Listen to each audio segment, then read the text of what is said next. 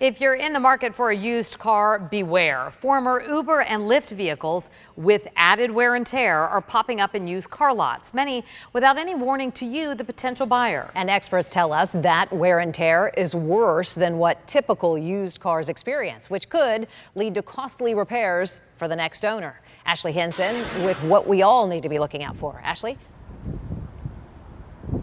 Well, Kelly, Shannon, most vehicle history reports don't say whether cars like these were used as Uber or Lyft vehicles in the past, and that could cost you, the potential buyer, a whole lot of money.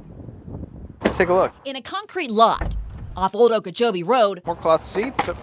Okay. among the neon sale signs, Comfortable. Ben Sturgill searches for his next car. Take a look at the SUVs. Behind every used car, Maybe I can look inside. there's a story you want to know. I don't want to get a car that's a lemon. So like many Americans, Ben turns to Carfax, a web-based company that supplies vehicle history reports on used cars. Find something reliable, looking for something safe. Because before vehicles end up here, those cars could belong to people like David Wright. Hey, welcome to my Uber. An Uber driver. David picks up passenger after passenger after passenger. You're constantly letting people on, letting people off. And mechanic Angel Borges says all those city miles Especially the idling. can do some damage. So that's that added mileage onto the engine that's not really recorded on your odometer. Borges says that's why ferrying vehicles like taxis and limousines are required by law to be labeled as a commercial vehicle in their history report to protect consumers like you.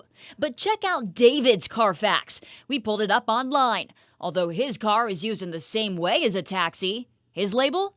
Personal vehicle. Well, what that means is that buyer beware. Was this report just mislabeled? We checked for ourselves. On Carfax.com, we purchased 3 vehicle history reports for actual Uber rides I took in West Palm Beach. How were those cars classified? Personal, personal lease, personal lease. Borges says currently ride-sharing services don't have to tell the next guy that hundreds of strangers sat in the back seat. He says state lawmakers need to step in. I'm not going to say that Uber is doing it intentionally or any other agency is doing it intentionally, but because they're not being mandated, that's something less that they have to worry about and something less that they have to do. And that affects the buyer. And that does affect the buyer. If those cars are ever sold, Burgess says you could get stuck paying up to 35% more than the car's actually worth. They're going to be up against more maintenance items, out-of-pocket expense that wasn't expected. Potentially leaving people like Sturgill with lighter pockets and a car he never wanted. It's, a buyer's nightmare, right?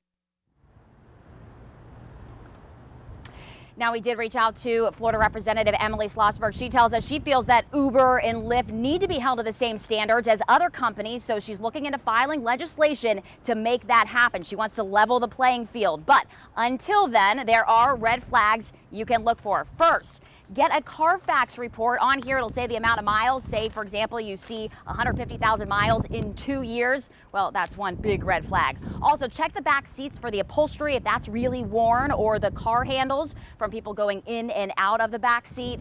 And finally, Uber and Lyft vehicles, they have to have those stickers on the front window. Once they're sold, a lot of times they'll take those stickers off and you'll see that remaining residue left behind. Check for that. And also always take it to a mechanic. They can check the engine. Reporting live in West Palm Beach, Ashley Henson, WPTV News Channel 5. Great information. Ashley, thank you.